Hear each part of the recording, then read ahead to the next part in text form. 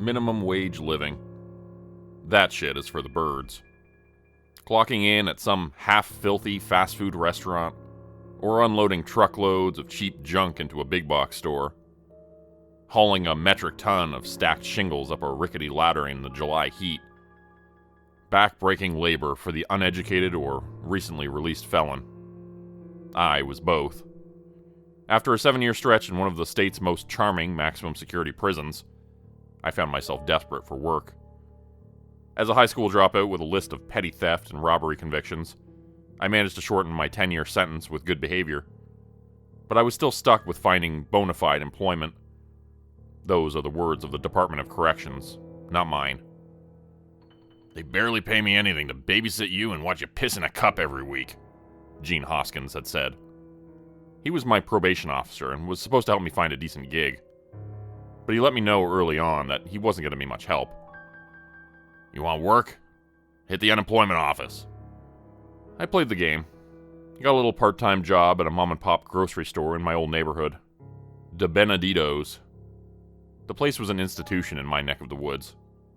Old man De Benedito and his wife were so old they probably babysat Jesus.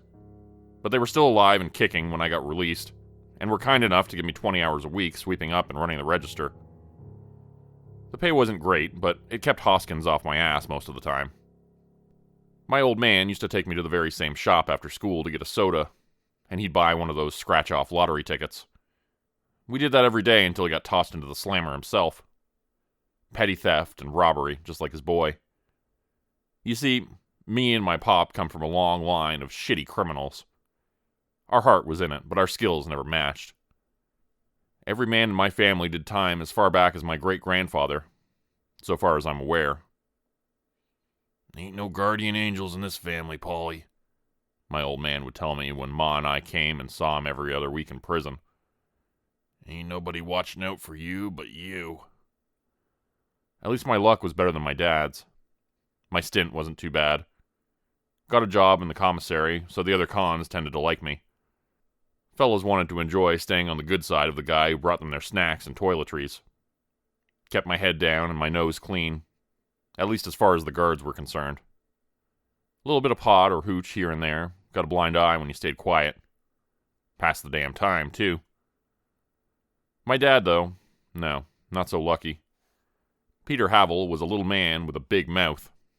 Got fleeced at a game of cards and lost a few more smokes than he thought was fair. Gave a fella a bit too much lip, and got a sharpened toothbrush handle jammed through his eyeball. Ma didn't mind too much, though.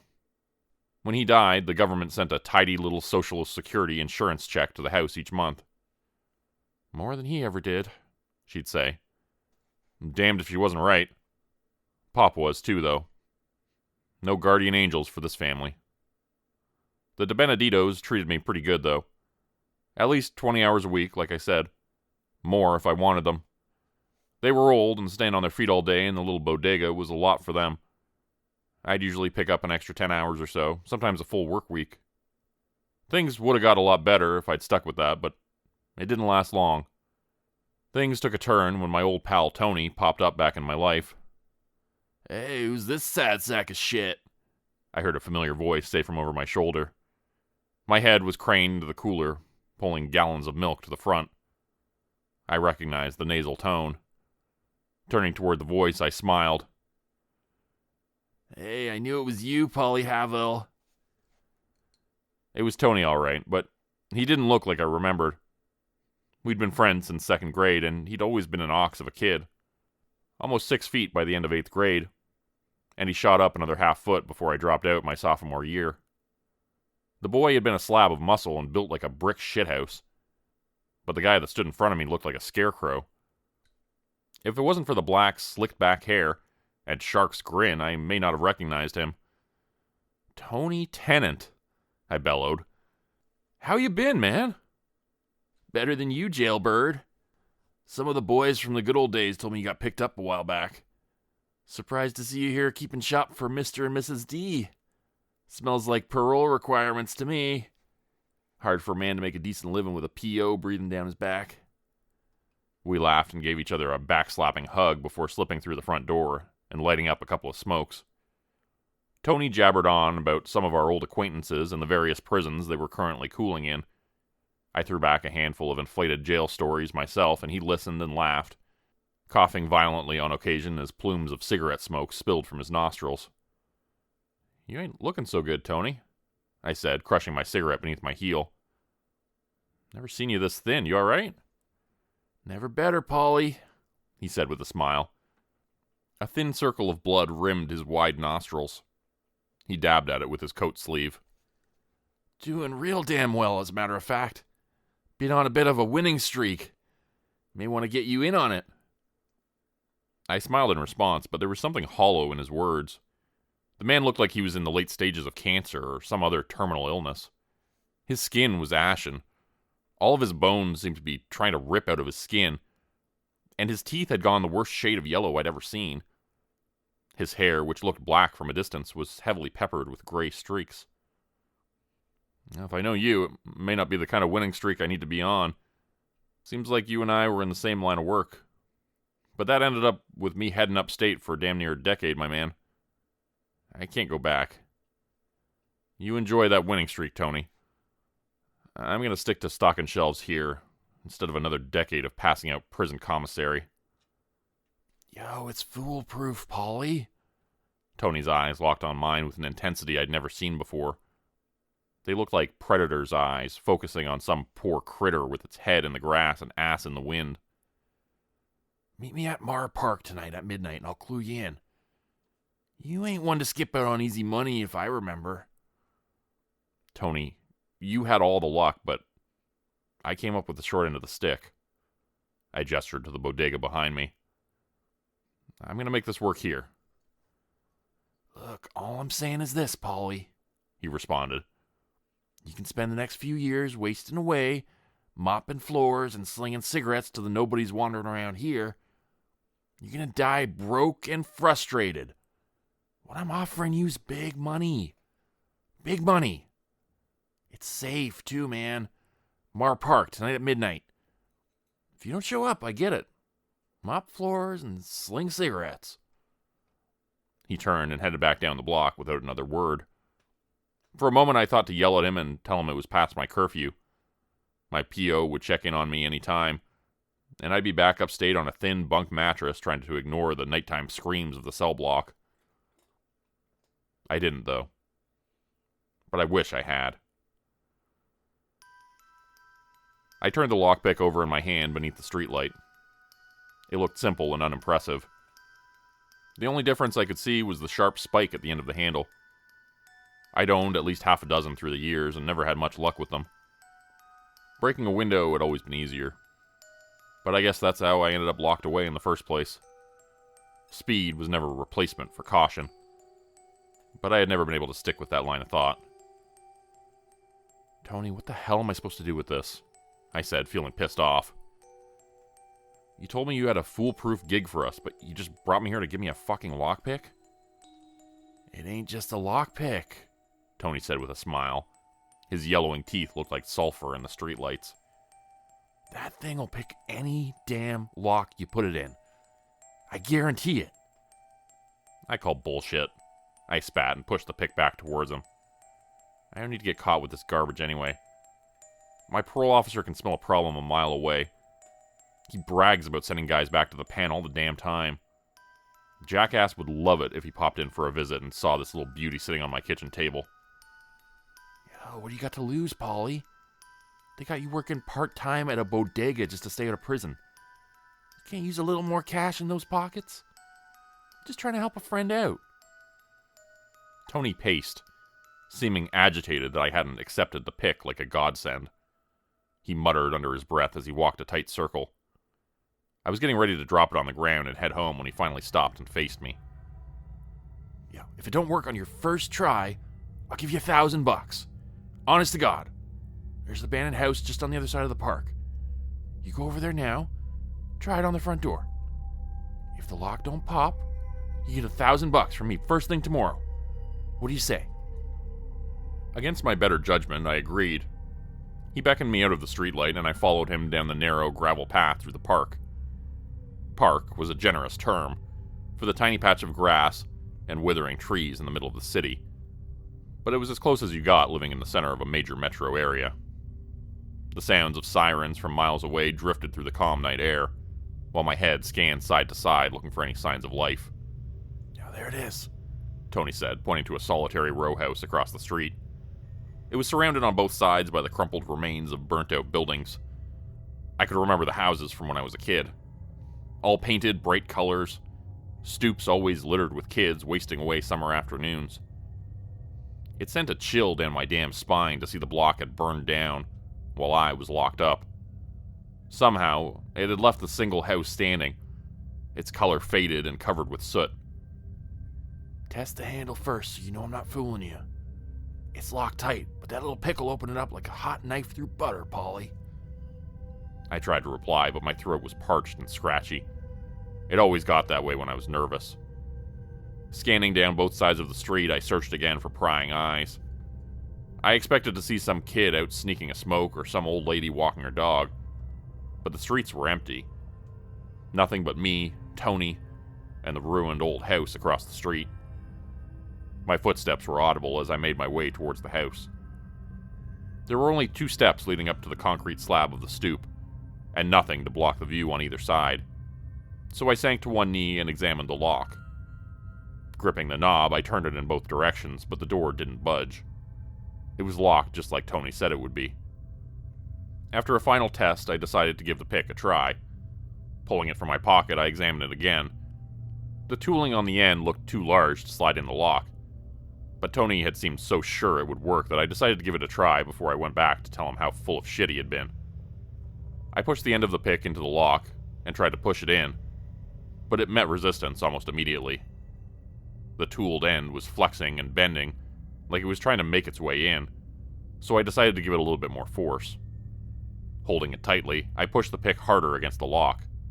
My hand was sweaty and began to slide down the shaft of the tool, when the tiny spike on the end bit into my hand.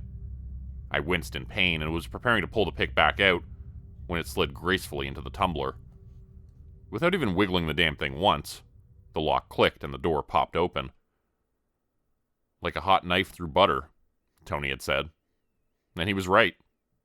It hadn't taken any effort after I applied a bit more force, but the spot that the end of the pick left in my hand throbbed like a bee sting. I looked at my hand expecting to see blood, but to my surprise there was only a tiny hole, raw and pink. "Damn thing works, Tony," I said in a low voice. "That spike at the end bit into my damn hand. Why didn't you file this thing off?" There was no answer. I pulled the pick from the lock and slid it back into my pocket before standing up. Once I had safely stashed it away, I turned around to find Tony, but there was no one there. The street was completely empty. The sirens that had been far off in the distance seemed much closer than they had been when I first approached the house. Looking down the street, I could see the first sign of strobing red and blue lights bouncing off the wall of one of the burnt-out houses. My heart began to beat quickly as I realized in just moments a cop would see me standing on the stoop with a lockpick in my possession. It wasn't illegal to own one per se, but any cop with half a brain could string it together that an open door on an abandoned property probably met that pick at some point. I was just getting ready to run to the other end of the street when the same dull flickers painted the walls of the apartment building across the street. "Go into the house," a silky voice said from somewhere nearby. I jumped and spun around, but there was still no one in sight. The lights of the police cars were getting brighter, the sirens nearly deafening. "This is a setup courtesy of your ne'er-do-well friend, Anthony Tennant. He has contacted the authorities who will find you in mere moments, if you do not go inside. Do you understand me?" "If I go in, I'm cornered," I shouted to the disembodied voice. All logic and reason had fled my mind under the deafening roar of sirens. "I've got to make a break for it." "Go into the house, fool," the voice demanded. Mind-numbing pain erupted from my palm where the pick had broken my skin, and I fell to one knee, clutching my hand to my chest. "We have work to do, and if you aren't able to follow my simple directions, I will be forced to find another vessel." "Vessel?" I questioned, panting and reeling from the pain in my hand. "What the hell is happening?" "Mr. Havel," crooned the voice. My hand screamed with pain again. I thought I would vomit or pass out soon if the wave of agony didn't go away. I'm usually more in favor of the carrot than the stick, but if you don't go inside the house, I'm afraid the discomfort you are currently feeling is only a trickle of what I am capable of providing. My hand felt like I'd stuck the damn thing in a blender. Looking down at it, I could see that the hole was still no more than a small, dry opening in my palm. From the corners of my eyes, the glint of headlights rounding the corner at the end of the block and turning in my direction sent my pulse racing. With no other choice, I stepped inside the abandoned house. The door slammed shut behind me, and I heard the deadbolt slide in place with a dull crack. Up the stairs, Mr. Havel. I have taken the liberty of locking the door behind us. My connection to the lock will not remain long, and I will not be able to keep the inquisitive officers from gaining entry. There is a doorway immediately to the right when you reach the second floor. Go inside and look through the window. Once you see the patrol vehicle pull out of sight, open the window and move slowly down the fire escape. Walk 3 blocks in the direction of your boarding house. There will be a police officer on the way who will stop us, but I shall handle that. I opened my mouth to question the voice, to argue in favor of just hiding out until the cops left, but the white-hot pain in my palm made my jaw clench. As quietly as I could, I started to pad up the stairs to the landing, and fiddled with the knob to the door on the right. The frame was warped with age and bowed from the water damage, so I threw my shoulder into it, sending the door arching quickly and smacking against the wall. I winced at the noise, afraid the officers outside might have heard me, but it seemed unlikely over the sound of the sirens. There was a single window in the dusty bedroom covered by a yellowing sheet. The smell of mildew and rot was so thick I could have cut it like a loaf of bread. It was hard to breathe the stagnant air, so I pulled my t-shirt over my mouth. The bright lights of a police car were strobing in the darkness, piercing the dry, rotted cloth on the window. It milled slowly down the street, the spotlight sweeping from side to side as they looked for signs of intruders. After scanning the alleyway behind the house, the engine revved and it moved quickly out of sight. Now, the window of escape is short, and time is of the essence, Mr. Havel. The cloth fell apart in my hand as I pulled it from the window. There was a dull squeal as I thumbed the rusted window locks open, and lifted the bottom pane into the track above. Looking out, the fire escape had seen better days. Rust, cobwebs, and garbage were strewn all over, and there was a section near the end that had been eaten away, leaving a gaping hole leading to the ground 2 stories below. Oh, man, I said aloud. This damn thing isn't going to hold me. It will hold, but you have to move now, Mr. Havel. The officers are almost through the door, and once they set foot on the stairs, your chance will be gone. Ducking my head and lifting a leg, I straddled the window frame and planted a foot on the metal grating outside. It creaked and bowed beneath me as I shifted my weight onto the landing, but it managed to hold together. I inched toward the railing and stepped over the hole in the mesh, vision blurring as I looked at the drop below. Metal buckled and popped as I placed my hands on the ladder and made my way down. I made contact with the concrete below and bellowed a sigh of relief. Through the open window of the abandoned house, I heard a loud bang and the voice of 2 police officers asking anyone inside to identify themselves. Their loud footsteps going up the stairs rang out in the alleyway, and I made a break for the street, running as hard as I could. I told you to walk, you simpleton. There are 2 cops behind me, asshole. You want me to saunter off like I'm heading to the boardwalk? You gotta be crazy. Mr. Havel, walk, or I will be forced to hurt you. Have I led you astray thus far? No, but I got... The pain in my palm erupted again and my knees buckled. I fell hard, my face scraping against the concrete and the feeling of hot blood spread across my skin. My whole body ached like I had the flu and I rolled onto my back. The sound of the pursuing police was washed over by a ringing in my ears. The pressure in my head was building to a crescendo, and I felt like my temples were going to pop. Up. Walk. Slowly. I had so hoped you would be a bit more intelligent than Mr. Tennant, but I see that my hopes were all for naught. My head felt clear again, and the pain in the rest of my body drifted away, leaving only the sharp sting from the scrape on the side of my face. My feet stumbled to life, and I walked slowly. dabbing at my cheek and pulling my hand away to see fresh blood under the streetlights. I brushed at the wound again, knocking away dirt and a small rock that had dug into my skin. Take a left at the end of the alley and walk 3 blocks. The police officer I spoke of will be standing on the corner. When he sees you, do not attempt to flee. I will get us out of this. What the hell are you, man? Be quiet and walk, fool. We will have endless time to speak when we are in the safe confines of your boarding house. I ain't doing shit else until you tell me what you are. I don't even know why I'm talking to you. One of my screws is loose and I'm losing my damn mind. I assure you that while you are not mentally ill, you are not an ideal vessel. I am a passenger with a noisy means of conveyance at the moment. Now shut your mouth. The officer is just ahead and I will need to attend to him. I could see them just ahead, standing in the dull glow of a flickering streetlight. The tail end of a police cruiser poked out from the side of the house, and the officer was leaning against it, looking down at his cell phone. My throat felt dry, and I began to slow my pace for a moment, but a small throb of pain in my palm spurred me forward. A rock skipped down the sidewalk, knocked away by my foot. It caught his attention immediately. "Hey!" he shouted and started walking in my direction. I saw him unclip the holster of his gun and rest his palm on the butt of the pistol. "Come on over here nice and slow, sir. A little bit late to be out for a stroll, don't you think?" "My apologies, officer," the voice said through my mouth.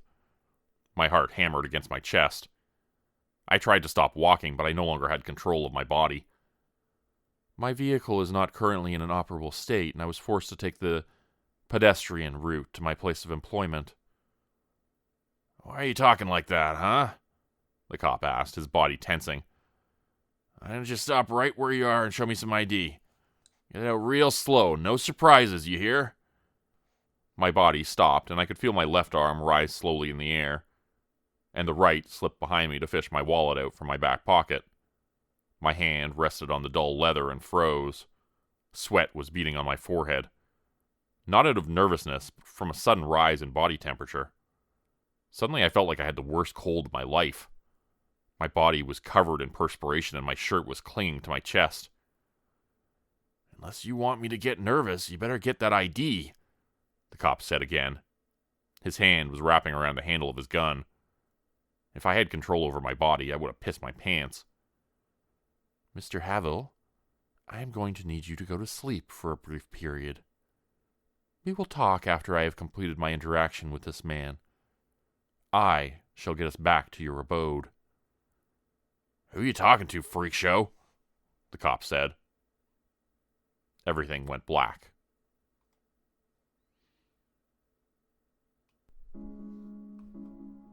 I woke up in my bed, head throbbing, and my throat as dry as paper.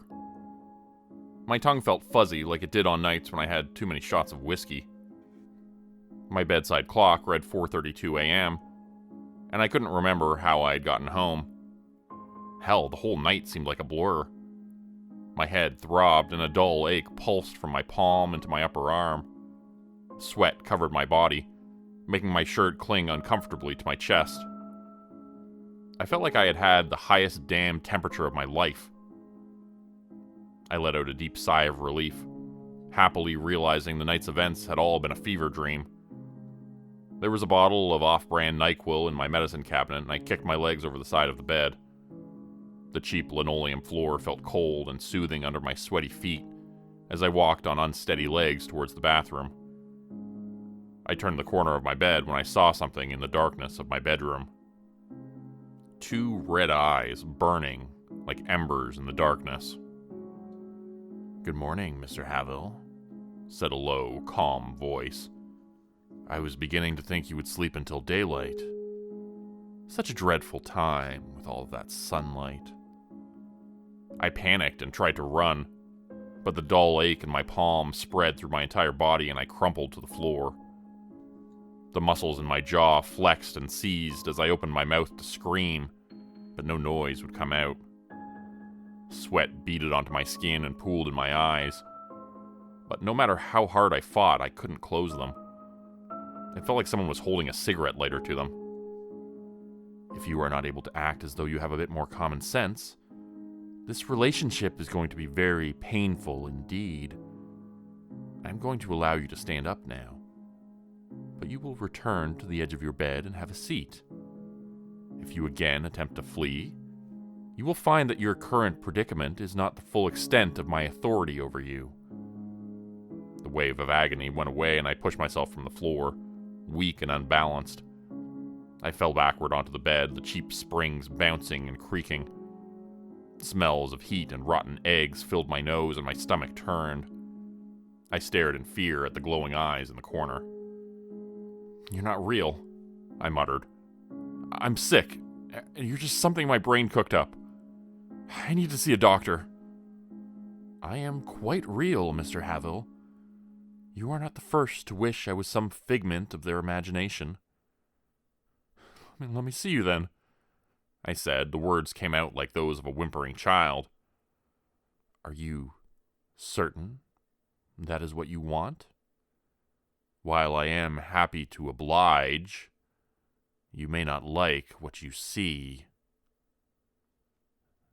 "I'm sure," I said, feeling more certain of myself than I had a few moments before. Sweat was pouring down my face. The voice had to be a hallucination. "You're nothing but some damn fever dream.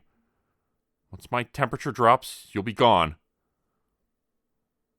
"If you insist."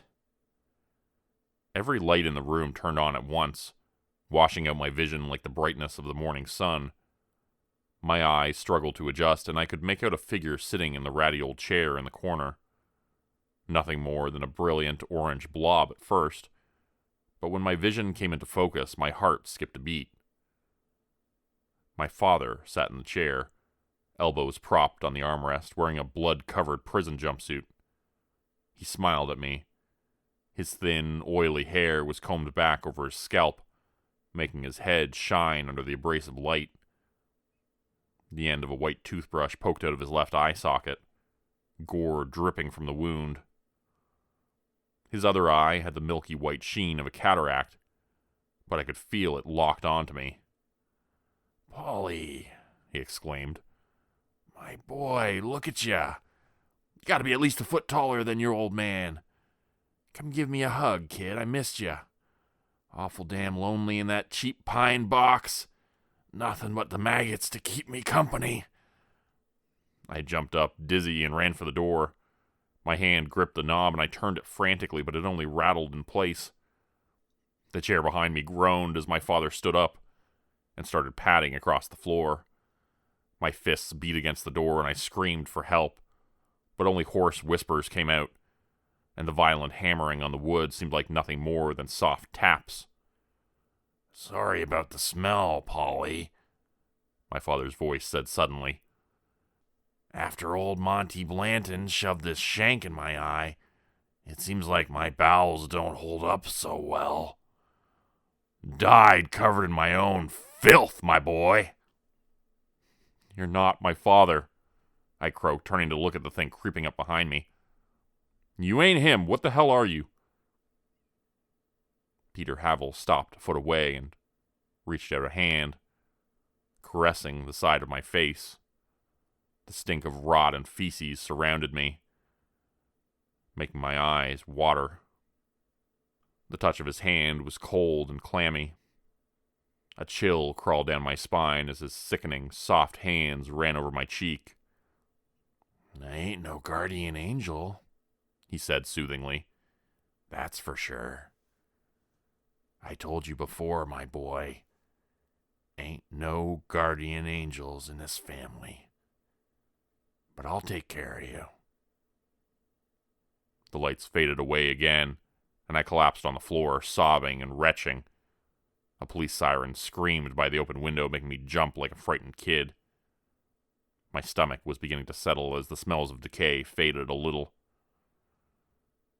"You do not seem to be enjoying seeing me, Mr. Havill. I confess, while I did enjoy your state of fear and agony, I tried to warn you. I lack a true physical form, so however I present is always something most unpleasant.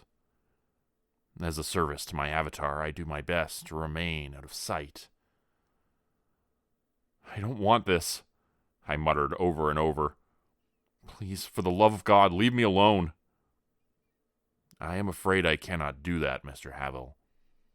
You see, I am in need of a permanent vessel, lest I become trapped in that thieves' tool for the remainder of time. I have tasted your blood and soul, and we are bound now. Perhaps you will be my permanent sanctuary. But there are some rules I am bound to share with you. Have a seat, Avatar, and listen. I remember going to Sunday Mass when I was a kid. Mom would drag me to the Catholic Church down on Maple Street every Sunday. I'd sit in the dark, echoing sanctuary, and listen to the priest tell me 1,000 ways I would go to hell if I didn't mind my P's and Q's. But for some reason, only one verse stuck out in my mind. Matthew 6:34.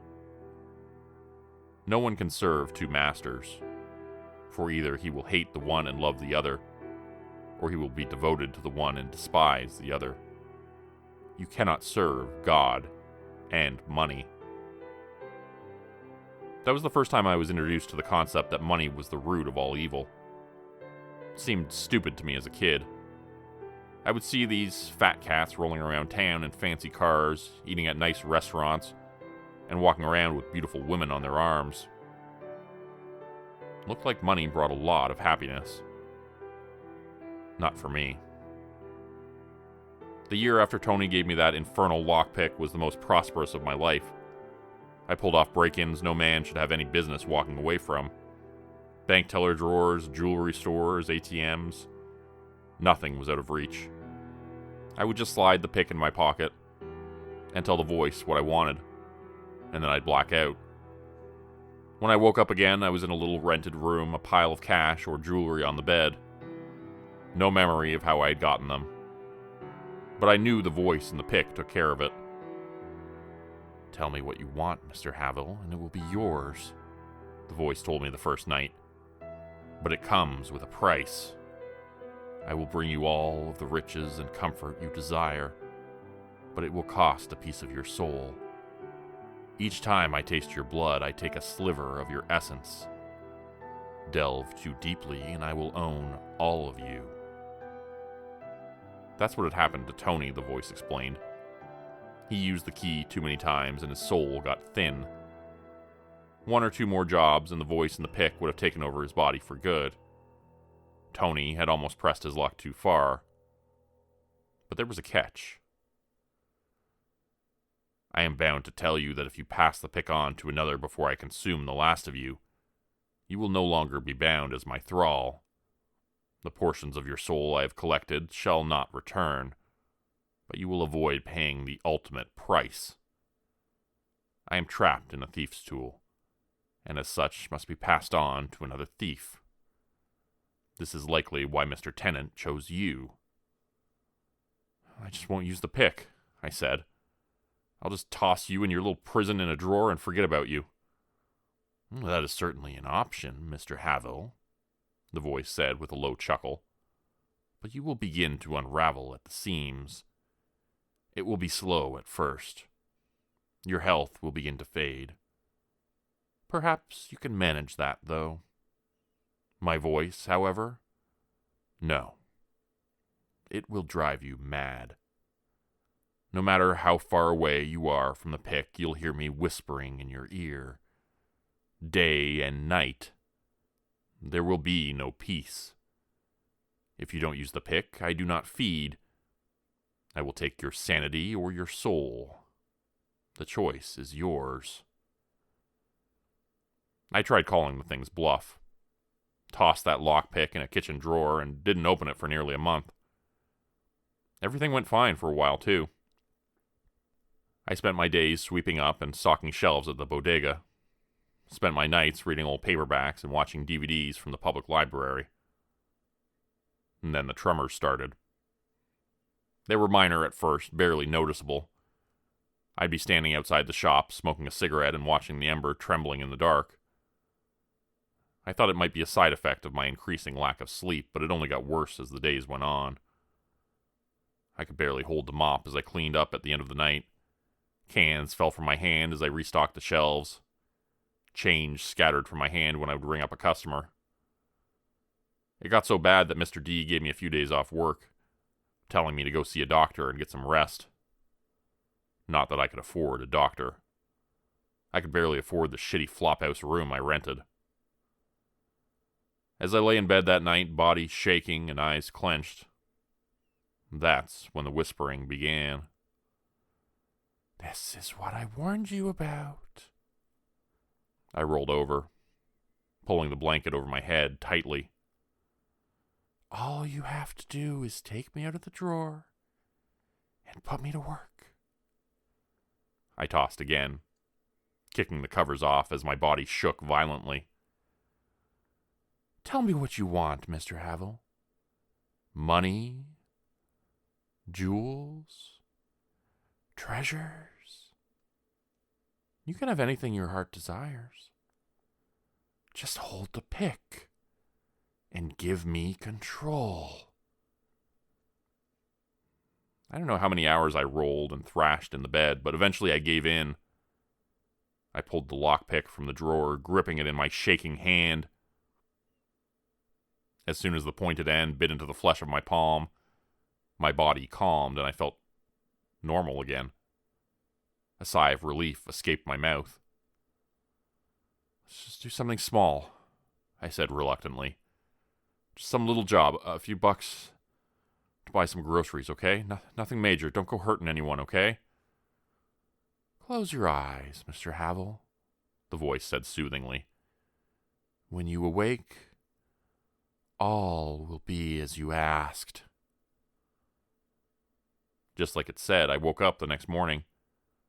The sun was piercing through the cheap window blinds, and the rays of light danced over a pile of crumpled bills on the pillow beside me.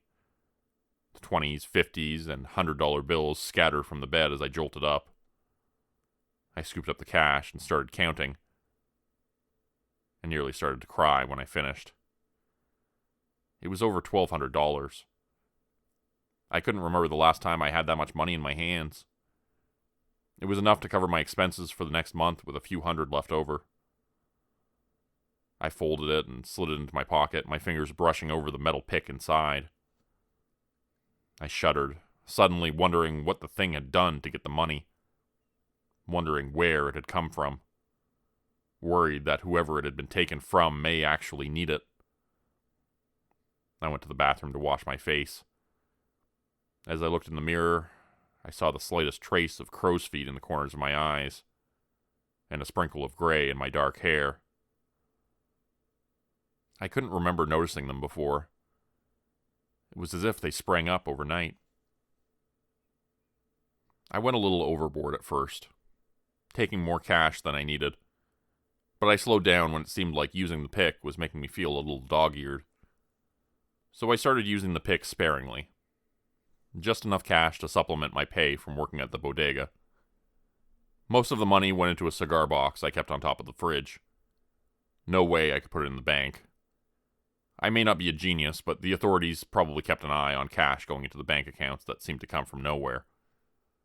I just wanted to save up a couple $1,000, and then I'd pass the pick on to some other unsuspecting bastard. Ma got sick a few weeks later.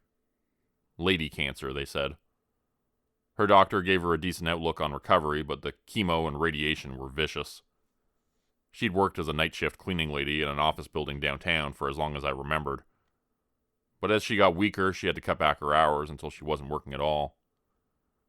It wasn't long before I was keeping her afloat. She was hesitant at first to take the money, worried about where I'd gotten it. But she believed the thin lies about the extra hours I was picking up at the bodega.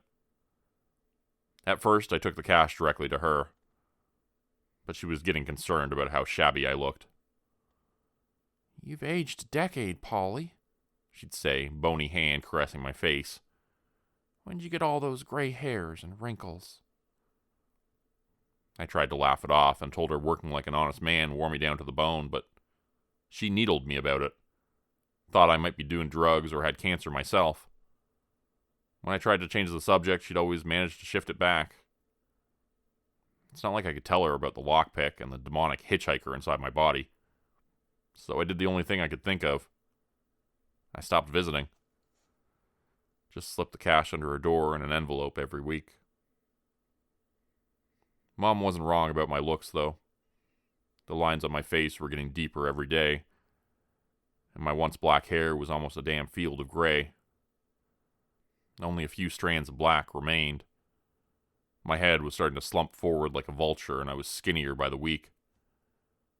I never felt sick, really, but I never felt healthy either. I was starting to look like Tony the last time I saw him. Tony, that bastard.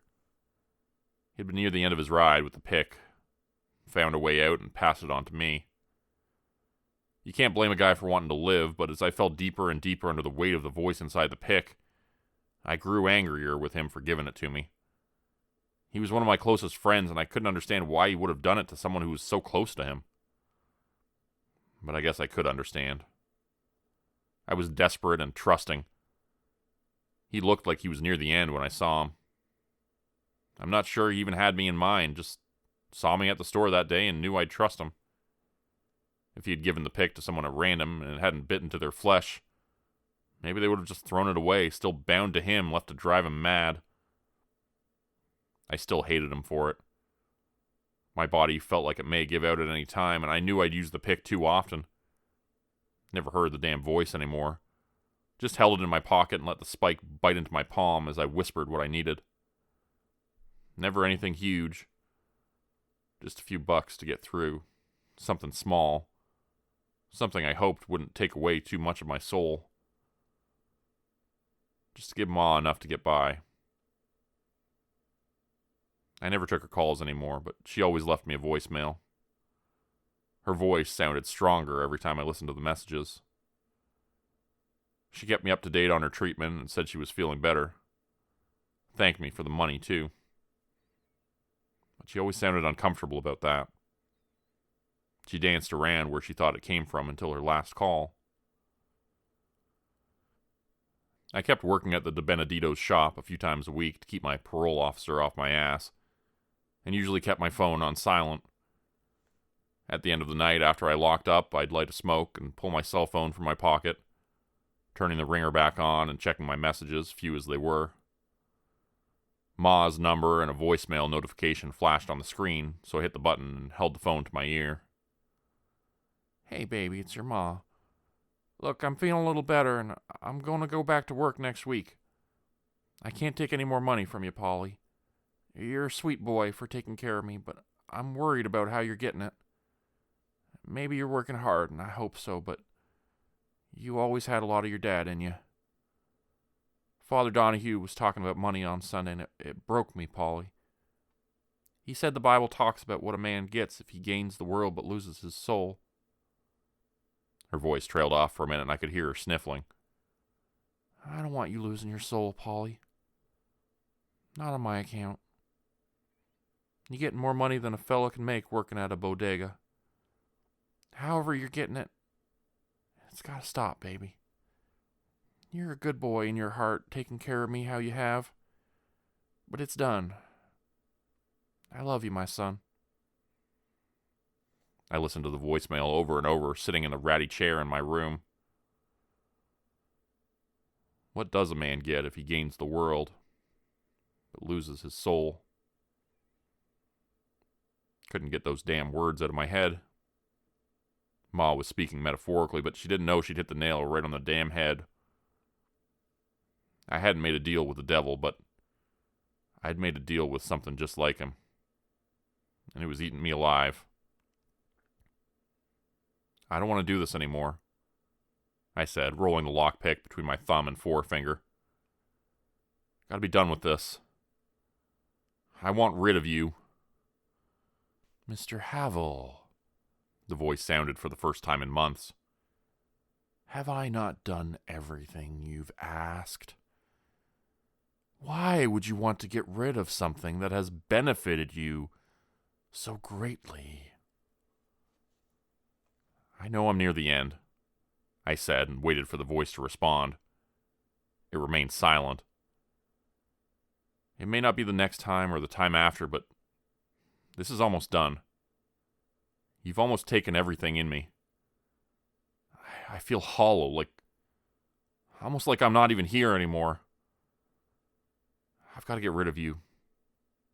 Should have a long time ago. The room was quiet for a long moment, and I continued to roll the pick in my hand, the rough grooves of the grip sliding over my calloused fingers. My joints ached, and my breathing was labored and rattling. If you had, what would have become of your mother? I don't know, but she wouldn't want this for me. She wouldn't want to die either, Mr. Havel. Destitute and alone. Her only son refuses to visit. I can make her sick again. My heart jumped and I nearly dropped the metal pick. Sweat started to bead on my forehead and I felt sick to my stomach. You made her sick? No, not the first time. But it is not out of the question that I could, Mr. Havel. I have been so very close to freeing myself from the damnable tool, and I am afraid that if I cannot complete the ritual with you, I will punish you before I am passed on to another. My mind reeled, and I thought I was going to pass out. One more use of the pick, and you will be my new vessel. And I will not give that up lightly. It will be your life, or that of your mother. Make your choice. I sat for a moment, staring into the dark, pulse thundering and feeling the spike on the end of the pick pressing gently against my skin. What if there was a third option? I said. You have my attention. It's true that I wasn't a smart criminal, but that doesn't mean I didn't know a few tricks of the trade. Halloween was one of the few times of year you can walk around the big city wearing a mask and people don't think you're up to something. A couple of cheap masks and a backpack, and a man could change them every few hours. Go unnoticed. Especially if you were following someone. I picked a target to pass the pick off to in the late morning of Halloween. It wasn't even lunch, and the city was teeming with kids and adults dressed like monsters and spooks. I fit right in with my red devil mask and nondescript clothing. There was a skeleton and a mummy mask in my backpack to swap out so my target didn't get wise. I watched him all day at a distance. Left his apartment just before noon. Stopped by a little corner store for a pack of cigarettes. Spent a few hours reading a book in the park. It wasn't until dark that he finally settled down a bit. Dropped into a dingy watering hole called O'Malley's. It was the shabby kind of place a man only went into if he planned to dip his head into a drink until closing time. I watched him have a round or two through the window before I headed back to his apartment building. He'd be there in a few hours at least, bullshitting and knocking back cheap liquor. I knew the type because I was the type. Before prison, anyways. The briefcase knocked against my leg as I walked down the street. You best hope this works, Mr. Havel, or the disguise you wear may become a bit more realistic. I sat in the dark stairwell for hours, chain-smoking cigarettes and staring at the briefcase across the hall. It had black hand-stitched leather with chrome fixtures. The dull yellow light on the ceiling reflected off the latches that stood at attention, unengaged. I'd been watching it for nearly 4 hours, sitting untouched in the dim glow. I had to wait for the last of the trick-or-treaters to clear the halls before I sat it by the door. Didn't want one of them to get too curious if I left it sitting out. As I fished the last crumpled cigarette from my pack and struck my Zippo, I finally heard footsteps at the end of the hall. Afraid I would startle the person from the darkness, I licked my thumb and used it to stub out the end of my freshly lit smoke. The thud of footfalls echoed through the hall, as they grew closer until I could see the silhouette of a man stop a few feet from the briefcase. "The hell we got here?" he said, head scanning from side to side. Someone's gone and left their kit in the hall. Any takers? He turned and looked behind him, still darting his head wildly, looking for any potential owners in sight. His hands rested on his hips as he turned back, staring down at the case again. Smiling, he leaned over and slid his fingers through the handle, thumb resting on the end. Ow, shit! He screamed, dropping the briefcase carelessly to the ground and sticking his thumb in his mouth for a second. The holy hell! I lit the end of my stubbed cigarette again. The light from the Zippo illuminated my face for just a moment, and the man looked up at me, his salt and pepper hair reflecting shallow light from the bulb overhead. His eyes grew large as our gazes connected. A thin, weak smile stretched across my face. Yo, Paulie? The man asked. Paulie Havel. What you doing here, my man? Haven't seen you in a bit. You doing okay? I didn't answer him. Just pulled in deep drags of the cigarette and let the smoke drift in the hallway, filling the space between us. Tony Tennant, my old friend, shifted nervously in place, bleeding thumb still held near his face. He looked down at the briefcase and back to his thumb, before returning his gaze to me. Oh, Polly, he muttered. Hey man, come on, you didn't... Oh shit, what was in that handle? The pick, Tony, I said between drags. My eyes drifted down to the briefcase, a faint glint of light shining on the pick I had carefully hidden in the handle. Just had to taste your blood one more time, didn't it? That's why you passed it on to me? Cursed me. Your friend. I was your friend, Tony. But you tried to stick me with that. What is it? A demon? Oh, no, he muttered, staggering away from the case. I got rid of it. You took it. The cops were supposed to find you in that damn house and send you back upstate. I figured you'd be safe in prison if they took the pick away. I'd be free from that damn thing. I was never certain the voice had told me the truth until that moment. Tony had set me up. I was about to respond when Tony's body began to shake violently. He fell to the floor, his head connecting with the worn linoleum, arms and legs writhing in pain. Loud, wet coughs and grunts spilled from his body as he flailed wildly, slamming into the wall and turning onto his face. Tony fell still and silence filled the hallway. I stood from the steps and walked carefully towards Tony. Foamy spit and blood were smeared across the floor. I nudged him with my foot, but he didn't move. His body was completely still, not even a rise or fall of breath. Turning him over with my shoe, he fell on his back with a thud, glassy eyes staring at the ceiling. I waited. For what, I don't have a damn clue. Anything other than for him to lie there lifelessly. Coming into contact with the lockpick a final time would be enough to take the last of Tony's soul. But I figured the damn voice would take over his body.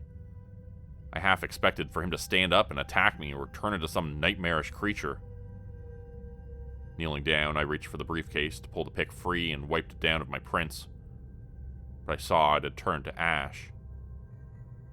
It scattered from the hole in the handle onto the floor, mixing with drops of Tony's blood. Looking over my shoulder at the lifeless body, I shook my head and walked away. Things have more or less gotten back to normal over the last few months. I watched the news every night for a month, waiting for a reporter to mention a cop finding Tony's body in the hallway. But no news came. I kept myself busy with work, actually putting in a full week of work at the corner store. Even worked a few hours of overtime now and again to help out Mr. and Mrs. D. Ma and I eat dinner together once a week.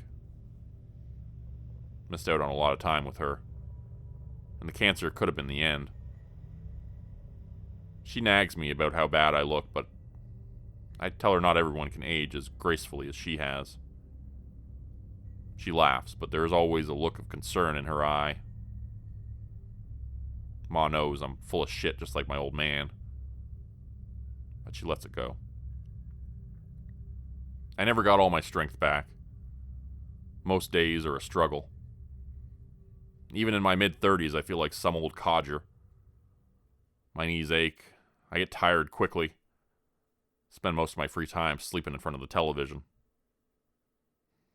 It's decent, though. I'm legit these days. Keeping my nose clean. For as bad as my body feels, my conscience has never felt better. Earlier this morning, I was working the counter at De Benedito's. It had been quiet, so I leaned against the wall and pulled an old Louis L'Amour paperback out of my pocket to pass the day. The bell jingled, and I shouted a hello, but no one responded. Looking up from my paperback, I saw a stooped man standing in the doorway. He was tall, about 6.5 feet. His greased salt and pepper hair reflected the morning sun, and a shark's grin ran across his face.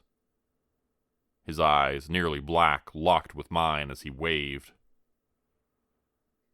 The paperback tumbled from my hands, and I rubbed my eyes. When I opened them, he was gone. A chime from the bell rattled again as the front door slammed back into place. My palm ached softly, and I massaged it with my fingers. Tony had been there for just a minute, and was gone just as quickly. My old man told me our family didn't have no guardian angels. And he was right. We have something worse.